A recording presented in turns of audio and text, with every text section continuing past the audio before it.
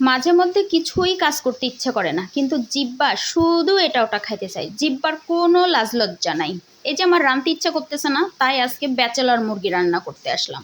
এই যে ব্যাচেলর স্টাইলে বসাই দিছি, মুরগি ধুয়ে আগে চুলায় চাপাই দিছি, তারপরে আলু পেঁয়াজ সব একে একে দিব।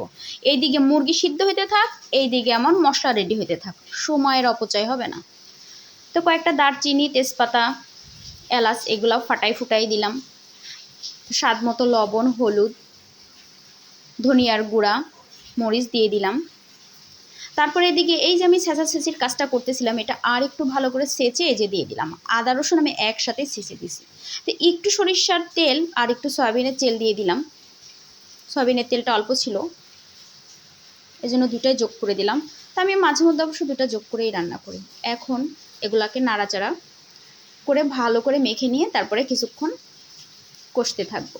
তো এর মধ্যেই মুরগি থেকে সুন্দর পানি ছেড়ে দিবে। ব্রয়লার মুরগিতে আবার বেশ ভালো পানি থাকে, আর ওটাতেই আলু মুরগি দুটাই সিদ্ধ হয়ে যাবে। এই যে মুরগির পানিটা আমি শুকিয়ে নিছি। এখন ঠিক আমার যে পরিমাণে ঝোলটা লাগবে সেই পানিটা আমি দিয়ে তরকারিটা জাল করে নিব।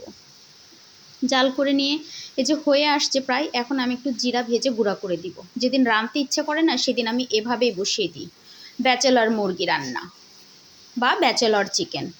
মন্দ না, কিন্তু ব্যাচেলররা ভালোই রান্না করে।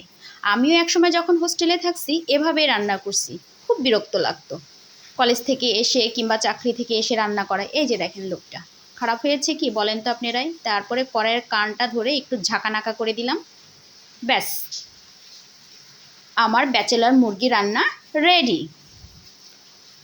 এখন শুধু পোলাপানকে খেতে দিতে হবে। হয়ে গেলাম বাচ্চার মা, কিন্তু মাঝে মধ্যে ব্যাচেলর স্টাইলে রান্না করতে হয়। ভাগ্যিস ব্যাচেলররা এই রান্নাটা করেছিল। তো বাই।